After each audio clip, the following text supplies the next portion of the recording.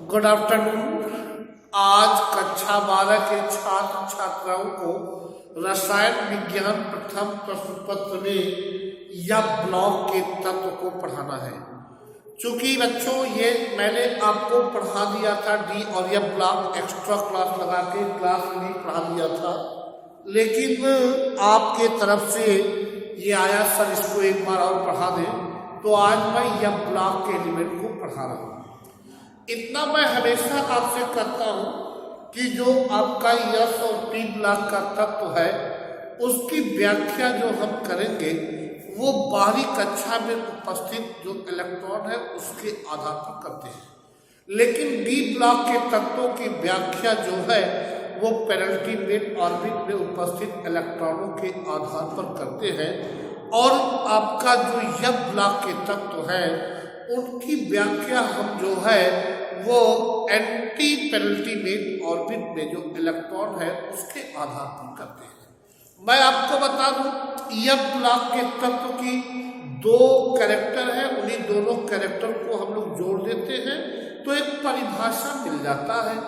पहला कैरेक्टर ये है कि एंटी पेनल्टीमेट में 19 से 32 तक इलेक्ट्रॉन होंगे और ये इलेक्ट्रॉन यस कक्षक, पी कक्षक और डी कक्षक में कंप्लीटली भरे जाएंगे और यह कक्षक में क्रमशः 1 से 14 तक इलेक्ट्रॉन भरे जाएंगे।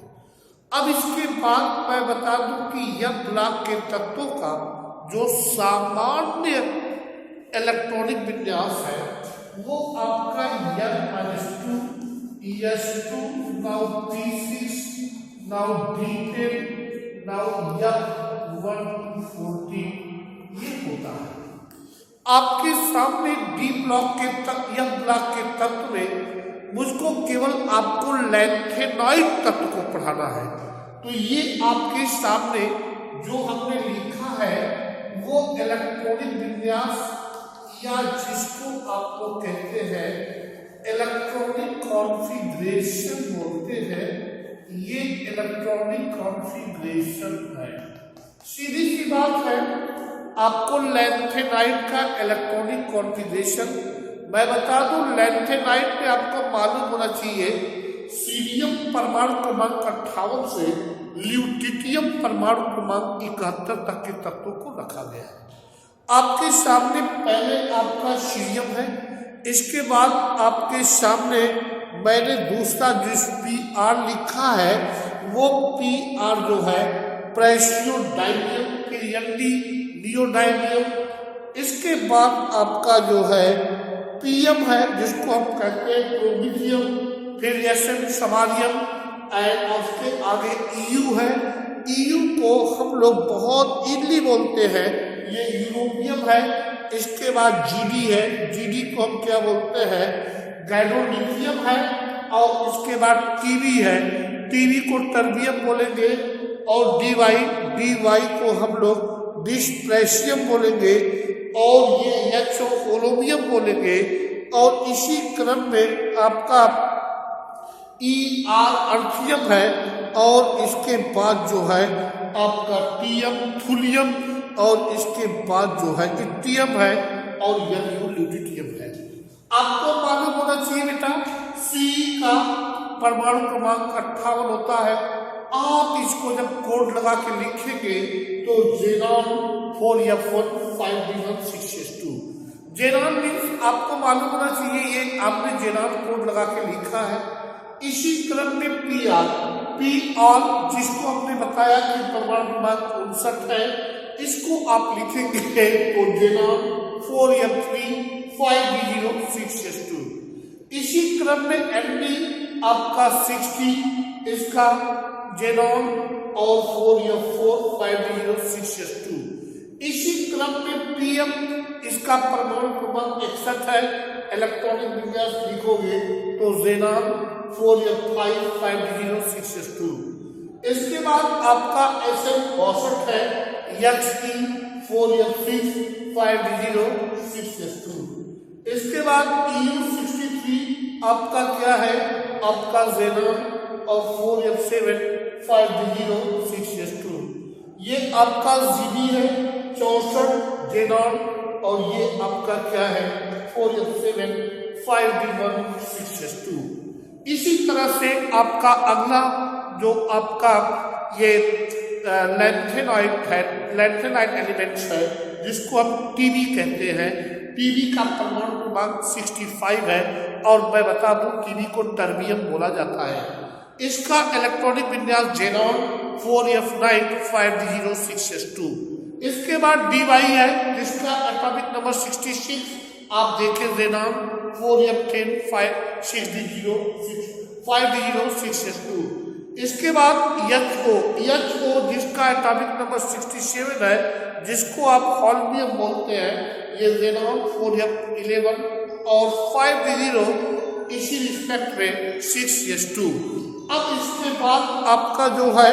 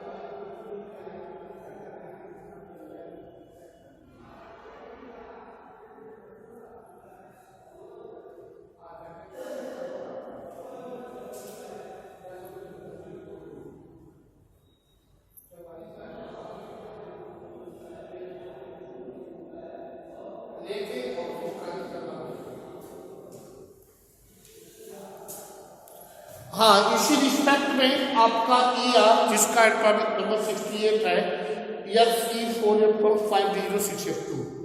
TM आपका 69 Fe4f13 5d06s2। YB जिसका एटॉमिक नंबर 70 है Fe4f14 5d06s2। फिर आपका ल्यूटिटियम है आपका Fe4f15 5d06s2। आप देख लें तो आप ये कहेंगे कि सर इनका जनरल इलेक्ट्रॉनिक कॉन्फ़िगरेशन जो है N-2s2p6d10f1214। पहली बात मुझे आपको इनके इलेक्ट्रॉनिक विन्यास से केवल दो बात कहना है।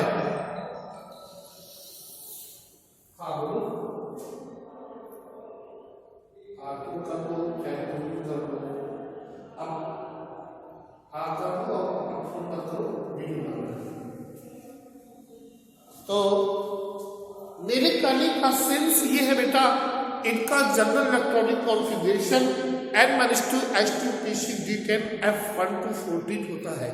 लेकिन मैं इतना जरूर कहूंगा कि इसमें जो विभेदी इलेक्ट्रॉन है या आप ये कह लें जो इसमें एंटी पेनल्टीमेट ऑर्बिट है वो आपका कौन सा है? चौथा है। अर्थात आप सीधे सीधे कह सकते हैं कि वे तत्व जिनमें विभेदी इलेक्ट्रॉन N-2 या एंटी पेनल्टीमेट ऑर्बिटल का इलेक्ट्रॉन N-2f में प्रवेश करता है उसको हम लोग यह ब्लॉक के तत्व कहते हैं। और सीधी सी बात है मैं आपको बता दूं कि आप देख लें जो लैंथेनाइड है इनमें कुल कोषों की संख्या 6 है। अर्थात ये जो सीएम से ल्यूटिटियम है यहाँ तक के तत्व आवर्त सारणी के छठे आवर्त या पीरियड में रखा जाएगा। और ये आपके इनके स्टैंडर्ड हुए या ये आपका इनका आवर्त सारणी में स्थान की विवेचना होगा। मैं बार बार कहता हूँ कि कभी भी विवेचना करेंगे आप स्थान की या पोजीशन के एक्सप्लेनेशन देंगे तो उसके पीरियड्स को, उसके ग्रुप को, उसके ब्लॉक को डिफाइन करना पड़ेगा। इस बात की पुष्टि मैंने आपके सामने यहाँ पर किया है। अब इसके बाद आपको मुझे पढ़ाना है बहुत इंपॉर्टेंट पॉइंट, ऑक्सीडेशन नंबर। सीधी सी बात है कि यह ब्लॉक के तत्व जो है ये भी, इनकी भी ऑक्सीडेशन अवस्था या ऑक्सीकरण अवस्था परिवर्तनीय होती है। जैसे मैं सिंपल सी बात बता दूं, ये आपका सी और पीआर, इनकी ऑक्सीकरण अवस्था धन 3 धन 4 होती है।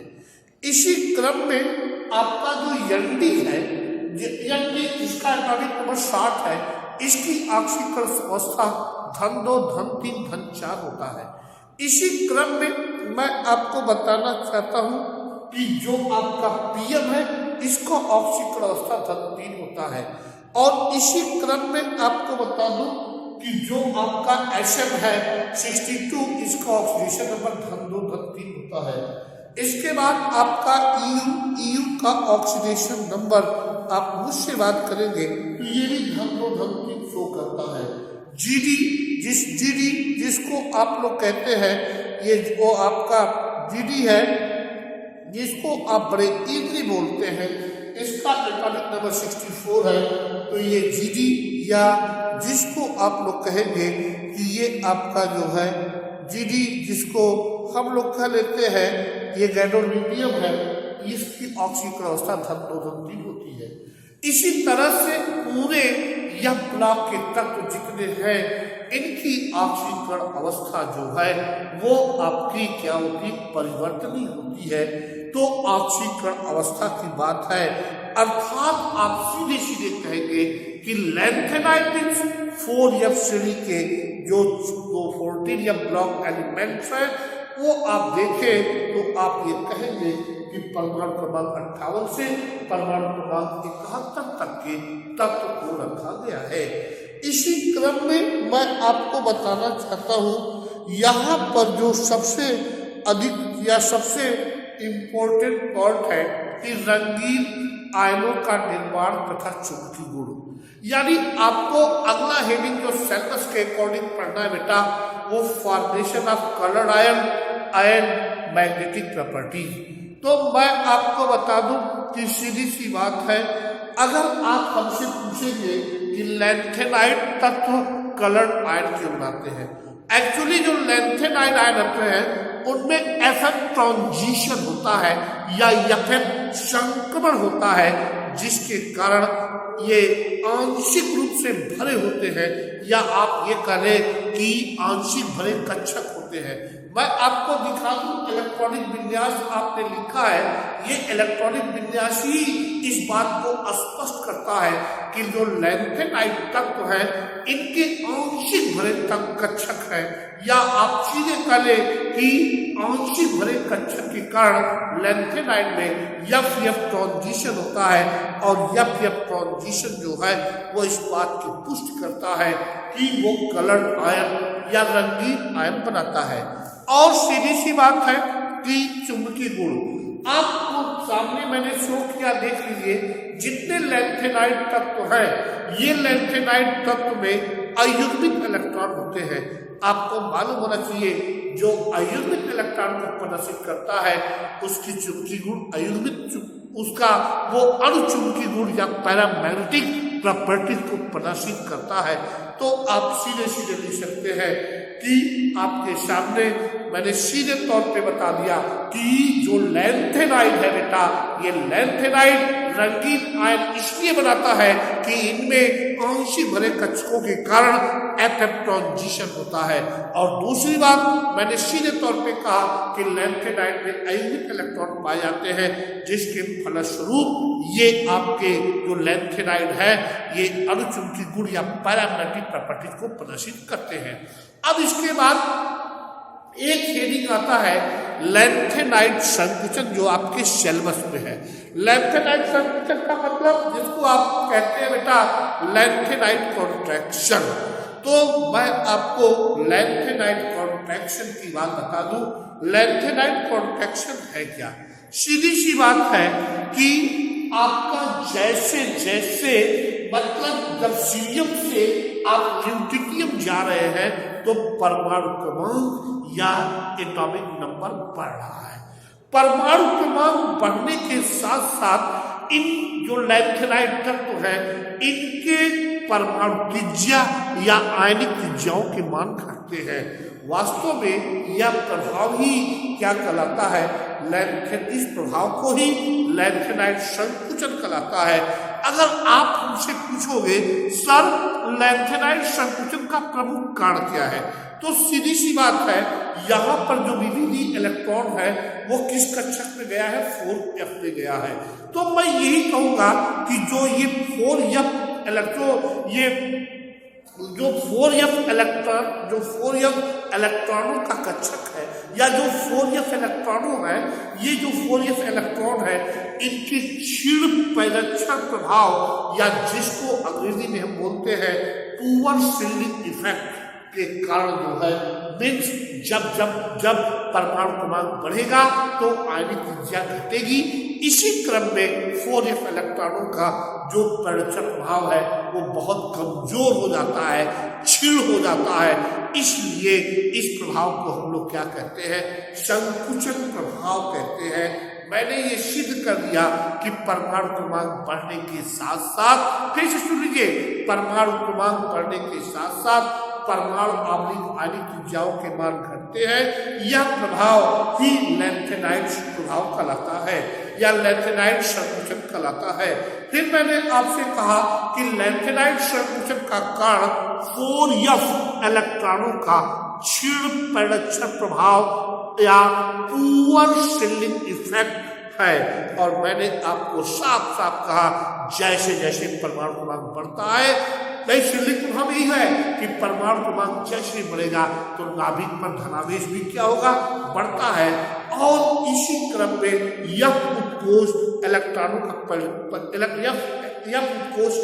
का जो परिरक्षण प्रभाव है बहुत ही दुर्बल है और जिसे के कारण या जिसके फलस्वरूप वायतन कोश के इलेक्ट्रॉनों का आकर्षण बल बढ़ जाता है, जिस कारण आपका आयनिक त्रिज्या और परमाणु त्रिज्या क्या होती है, घट जाती है। कुल मिलाकर आपको जो फाइनल कंक्लूजन मिला है वो ये मिला है कि परमाणु क्रमांक बढ़ने के साथ साथ आयनिक त्रिज्या या परमाणु त्रिज्या के मान घटते हैं। इस प्रभाव को संकुचन प्रभाव या लैंथेनाइड कॉन्ट्रैक्शन कहते हैं। लैंथेनाइड संकुचन का कारण 4f इलेक्ट्रॉनों का क्षीण परिरक्षण प्रभाव या पुअर शिल्डिंग इफेक्ट है। इस बात की पुष्टि मैंने आपसे कर दिया। अब आपके सिलेबस के अकॉर्डिंग एक हेडिंग और पढ़ना है जिसको आप लोग कहते हैं, वो हेडिंग क्या है, वो हेडिंग ये है कि जिसको आप बोलते हैं लैंथेनाइड्स के बहुत इंपॉर्टेंट पॉइंट, लैंथेनाइड्स के उपयोग। मैं आपको बता दूं जो लैंथेनाइड्स है इनका उपयोग मिश्र धातु के बनाने में, जैसे आपको बता दूं सीरियम, लैंथेनम ये सब मिलकर मिश्र धातु बनाते हैं। दूसरा जो आपके जेट विमान है, जेट विमान में कुछ पुर्जे बनते हैं, उन पुर्जों के बनाने में भी लैंथेनाइड्स का पार्टिसिपेशन होता है। और तीसरी बात पेट्रोलियम उद्योग में, या आपको बता दूं जो पेट्रोलियम इंडस्ट्रीज है उसमें लैंथेनाइड कैटलिस्ट के रूप में पार्टिसिपेट करते हैं। आप जानते हैं मैं हमेशा बेटा कहता हूं कैटलिस्ट मीन्स जो रेट ऑफ रिएक्शन को क्या करता है, रेट ऑफ रिएक्शन को चेंज करता है, या तो उसको बढ़ाता है या उसको घटाता है। लेकिन कैटलिस्ट फॉर्मर सबस्टेंस है, लेकिन कैटलिस्ट जो है वो आपका रिएक्शन में पार्टिसिपेट नहीं करता है। ये कैटलिस्ट के बारे में है।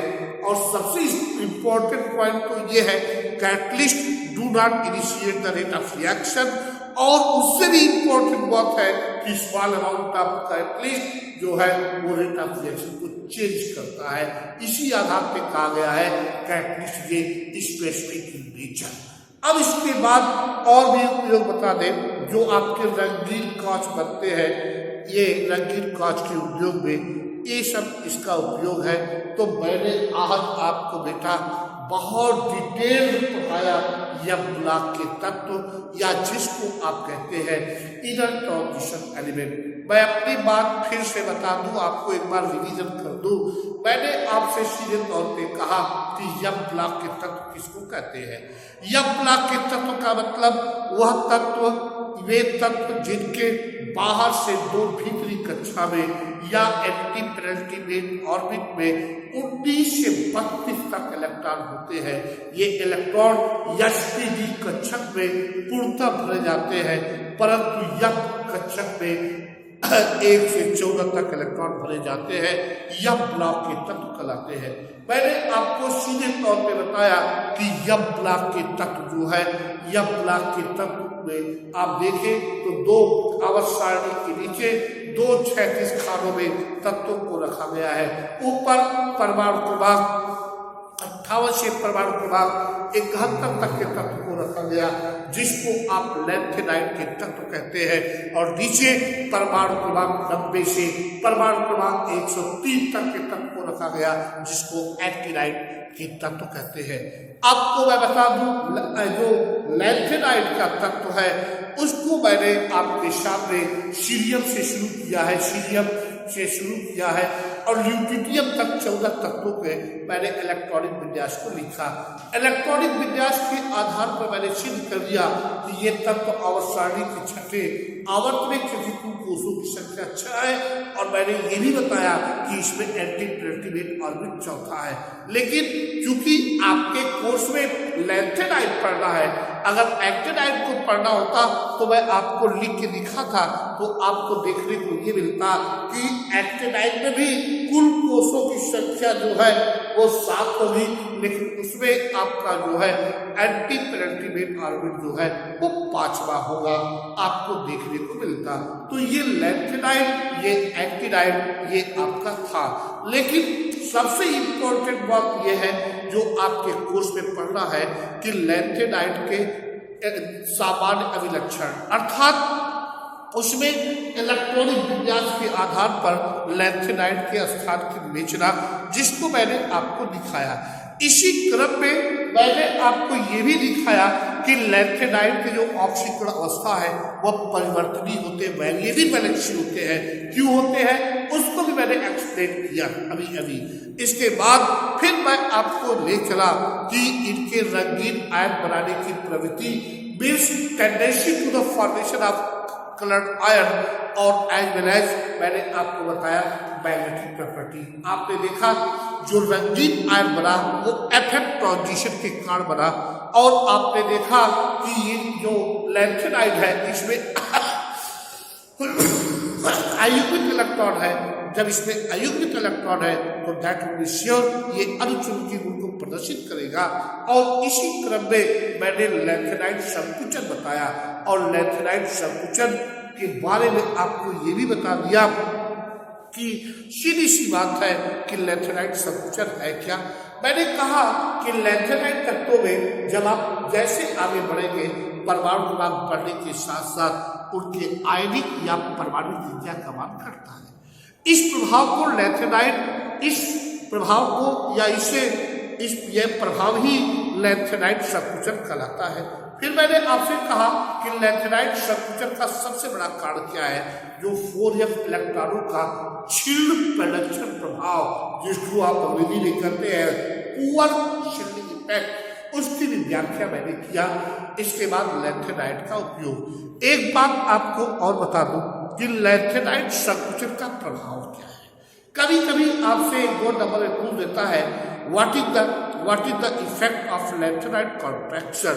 सीधी सी बात है कि लैंथेनाइड संकुचन के कारण जब हम लैंथेनाइड श्रेणी में सीरियम से ल्यूटिनियम की ओर जाते हैं तो इनकी विद्युतलात्मकता और मानक ऑक्सीकरण विभव, विद्युतलात्मकता मीन्स इलेक्ट्रोनेगेटिविटी, मानक ऑक्सीकरण विभव मीन्स स्टैंडर्ड ऑक्सीडेशन पोटेंशियल की वैल्यू में कमी आ जाती है या थोड़ा सा मान कम हो जाता है। दूसरी बात मैं आपको बता दूं, इससे अधिक मेरे पास कुछ नहीं है। लैंथेनाइड संकुचन के कारण ही ये जो लैंथेनाइड तत्व है इनके रासायनिक गुणों में भी समानता होती है। तो ये आपका लैंथेनाइड संकुचन के प्रभाव थे। इस प्रकार से सबसे इंपॉर्टेंट पॉइंट जो आज मैंने आपको बताया वो इम्पोर्टेंट पॉइंट ये था कि जो लैंथेनाइड था उस लैंथेनाइड को मैंने स्पष्ट रूप से ये बता दिया, आप ध्यान से देखें तो मैंने ये आपके सामने सिद्ध कर दिया कि लैंथेनाइड की सबसे बड़ी बात ये है कि लैंथेनाइड तत्वों की जो व्याख्या करते हैं वो एंटी पेनल्टीमेट ऑर्बिट में इलेक्ट्रॉन के आधार पर करते हैं, और आपका डी ब्लॉक तत्व जो है उसकी व्याख्या जो करते हैं फिर तो उसकी व्याख्या पेनल्टीमेट ऑर्बिट में जो इलेक्ट्रॉन है उसके आधार पर करते हैं। और इसी क्रम में आपका यश और पी ब्लॉक के तत्वों की जो व्याख्या है वो आपका किस आधार पर होगा, वो आपका जो वाहितम कक्षा में इलेक्ट्रॉन है उसके आधार पर होगा। लेकिन सबसे इम्पोर्टेंट बात मैंने जो आज आपसे कहा है वो 3-4-5 बात कहा है बेटा।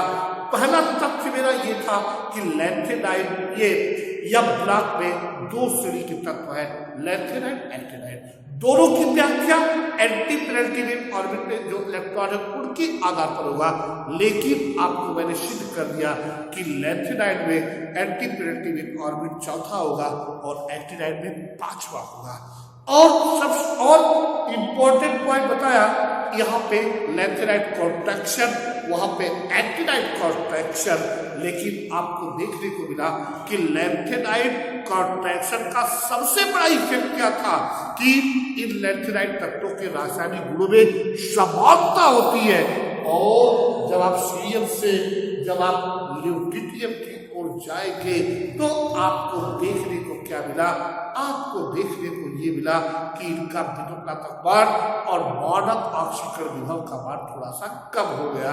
इस प्रकार बेटा आपको मैंने पूरा का पूरा डी और या ब्लॉक पे जितना आपके कोर्स में था मैंने पढ़ा दिया। अब आप अपने पीडीएफ पे देखेंगे, कल आपको देखने को मिलेगा डी ब्लॉक के तत्व के संबंध में, और परसों या उसके आगे वाले पीडीएफ पे आपको देखने को मिलेगा यम ब्लॉक के तत्व के बारे में, ये यम ब्लॉक में लैंथेनाइड तत्वों के बारे में। तो इस प्रकार से ये आपका समाप्त हुआ। थैंक यू बेटा। अगर आपको कोई प्रॉब्लम होगी तो आप हमसे क्वेश्चन ग्रुप के माध्यम से करेंगे, उसका उत्तर हम जरूर देंगे आपको। Thank you.